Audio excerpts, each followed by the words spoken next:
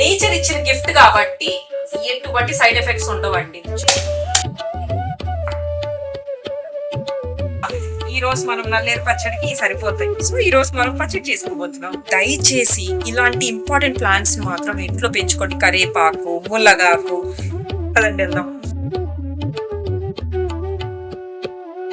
కొంచెం టచ్ చేసినా ఇది ఇచ్చింగ్ వచ్చేస్తుంది.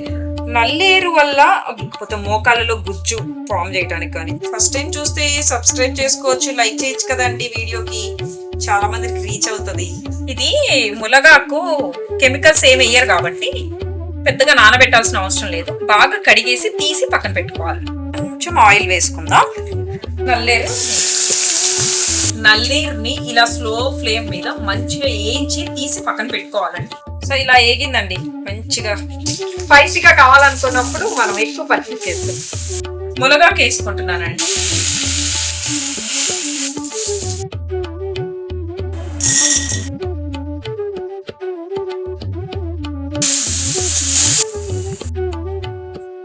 హాఫ్ స్పూన్ ఉప్పు వేసుకున్నాను.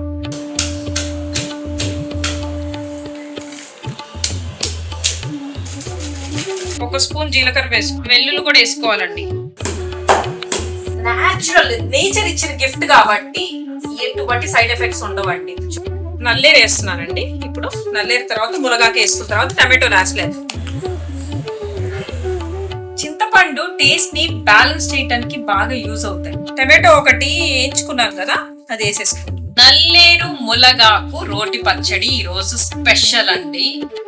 అసలు ఇది ఒక్కొక్క ముద్ద కలుపుకొని తింటే మాత్రం అదిరిపోయే ఫ్లేవర్స్ అన్ని ఉన్నాయండి. జస్ట్ టేస్ట్ చూస్తేనే సూపర్ అనిపించింది. కొంచెం ఒక ఆమ్లెట్ వేసుకుంటే అదిరిపోతుంది. ఒక స్పూన్ వేసుకుంటున్నాను. ఇది ఒక 2 రోజులు వస్తుందండి.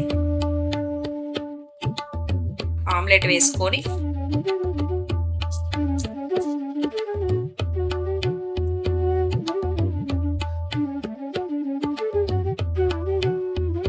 భలే ఉందండి.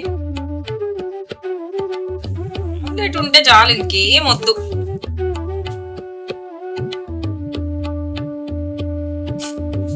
కొంచెం నిదానంగా తినండి అక్క, అన్నం ఎక్కడికి పోదంట అండి. నేను పెట్టుకొని చాలా సేపు అయింది. ఇప్పుడే వచ్చాక అనుకుంటా మీరు ఆన్లైన్ కి.